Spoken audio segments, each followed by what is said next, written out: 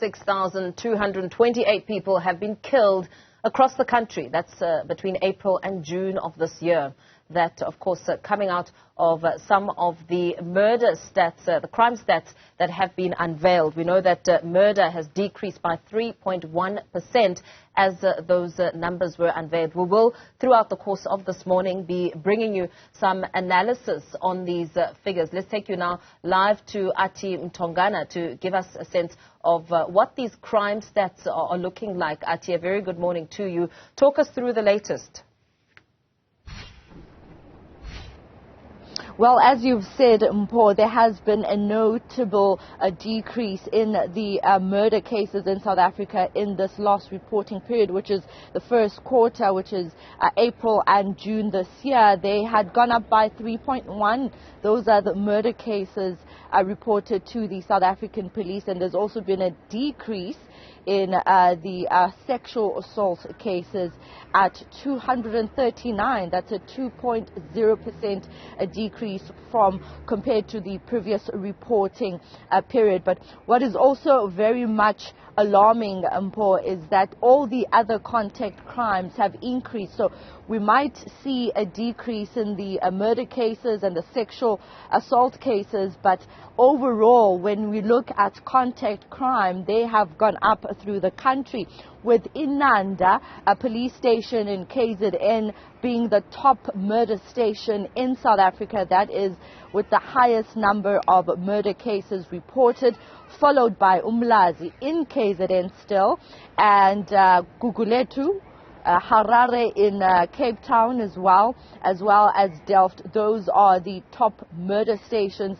in South Africa. And then when you look at rape cases, the top three stations are Inanda, again in KZN, Umtata in the Eastern Cape, and Mongwaneng in Limpopo. So those are the top three rape stations, that being where most rape cases have been reported through the country. But what's also been interesting in these crime statistics, Mpho, is that they have noted rape at educational premises, with learners at schools being the highest victims, or those that are learners at educational premises being the victims of these rape cases. They've also noted murders at educational premises. That, of course, also includes tertiary institutions as well as schools.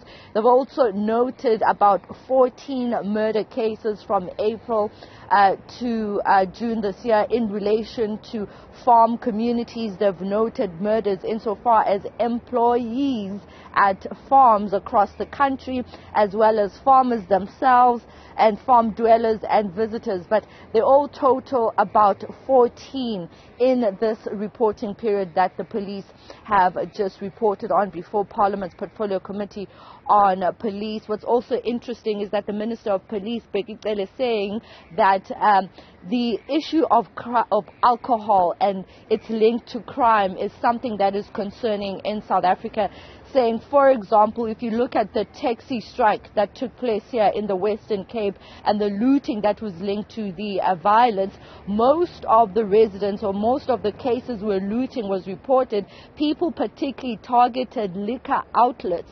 Maybe a few of them actually, as videos that showed, a few of them actually looted fridges, for example, but most of them actually targeted liquor outlets. And he was talking about how this is an issue. These are the causative factors behind the high crimes in South Africa, that being alcohol, and arguments, misunderstanding and road rage are also linked to the high crime rate in South Africa. But I'd like us to listen to what the National Police Commissioner Fannie Masemola had to say.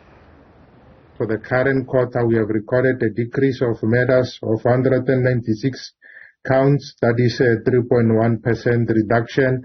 Sexual offences, a decrease of 239, that is a 2.0% decrease.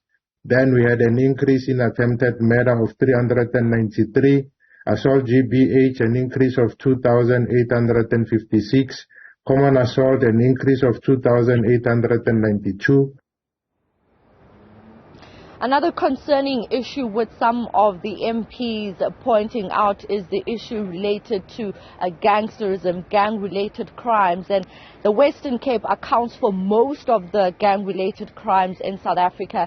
And it is also important to note that the police are also working on arresting some of the perpetrators that actually kill police officers and the reasons behind the killing of police officers. So those are just some of the issues that came out in this last reporting period, which is the first quarter of the crime statistics in Paul.